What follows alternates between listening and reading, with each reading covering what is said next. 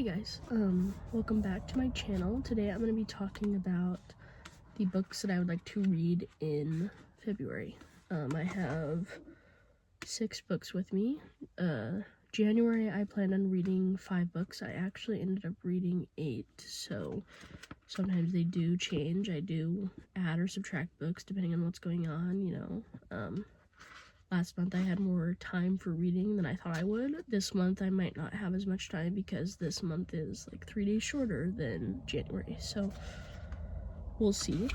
But my first book, it's kind of a book, like yes, but also not really, but like it kind of is.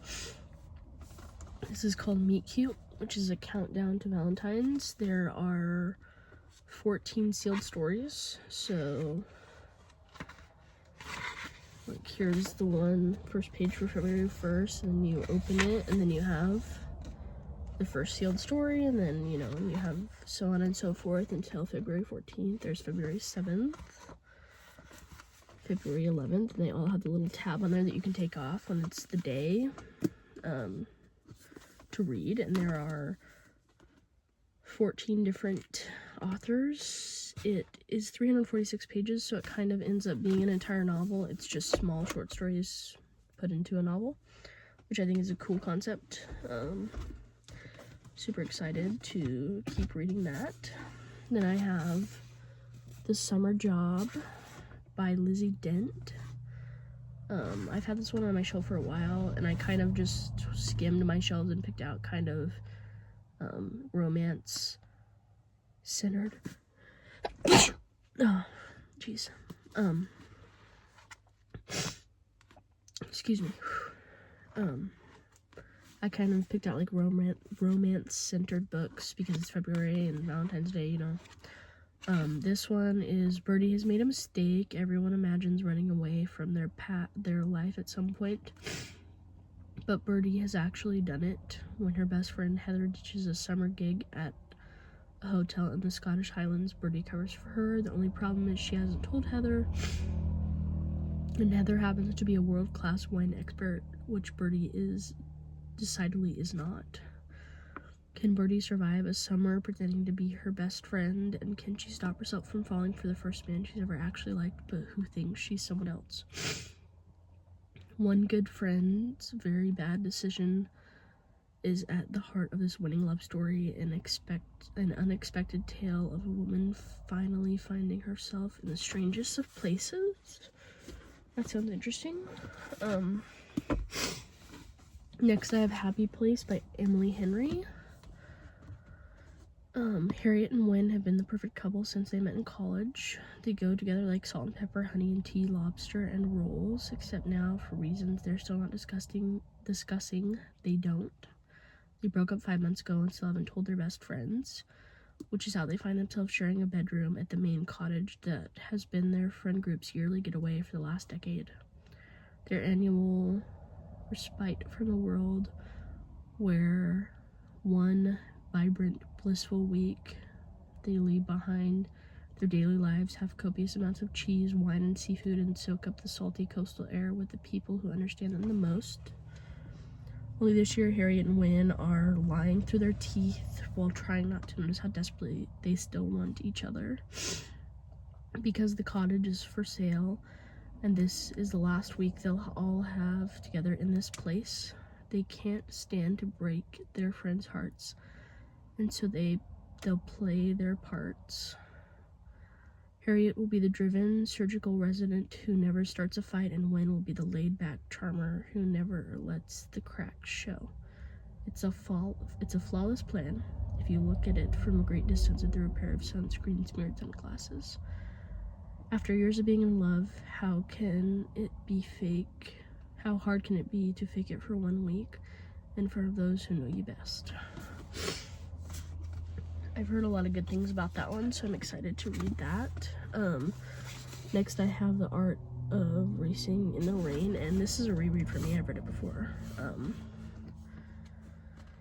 It is about a dog and his family trying to find the blurb. There's just quotes on the back. It's definitely much more than about a dog and his family, but there's a heart-wrenching but deeply funny and ultimately uplifting story of family love, loyalty, and hope, a captivating look at the wonders and absurdities of human life as only a dog can tell it. If you've seen the movie or read this, you know how uplifting, deep, but also heart-wrenching it can be. So I'm excited to reread that one. This one is also a reread, but it's The Wall of Winnipeg and Me. Vanessa Menners knows she's doing the right thing. She shouldn't feel bad for quitting, being an assistant housekeeper, fairy godmother to the top defensive end in the National Football Organization was always supposed to be temporary. She has plans, and none of them include washing extra-large underwear longer than necessary. But when Aiden Graves shows up at her door wanting her to come back, she's beyond shocked. For 2 years, the man known as the Wall of Winnipeg couldn't even find it in him to tell her good morning or congratulate her on her birthday. Now he's asking for the unthinkable.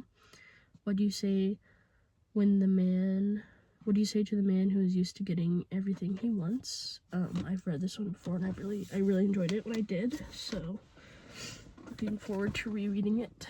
And then lastly, I have Shipped by Angie Hockman. Between classes for her MBA and her job at a cruise line, marketing manager Henley Evans barely has time for herself. But when she's shortlisted for her dream position, all her sacrifices finally seem worth it. The only problem? Graham Crawford Collins, the off-site social media manager and the bane of her existence, is also up for the position. Although they've never met in person, their epic email battles are the stuff of legend. Their boss tasks each of them with drafting a proposal on boosting bookings in the Galapagos. Best proposal wins the promotion. There's just one thing. They have to go on a company cruise to the Galapagos Islands together. But when they meet on the trip, Henley is shocked to discover that Graham is nothing like she imagined, and soon the line between liking and loathing is thinner than a postcard. With her career dreams in sight and a growing attraction to the competition, Henley begins questioning her life choices. Because what's the point of working all the time if you never actually live? So those are the 6 books that I plan on reading in February. If I do end up having time, I will add more. I'll probably select them based on the same criteria as right now, which is like what's been on my shelf the longest, as well as like romance right now, because February, I base all my selections for the month on different things, but right now what's been on my shelf the longest that I haven't read, like 1 or 2 rereads, and then a maybe like specific genre. Right now it's romance because again February, but yeah, so I won't say always, but I plan on doing a reading wrap up after the month.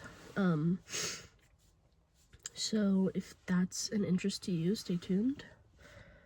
And then if I end up adding any more books besides these ones that I picked out to read, I will definitely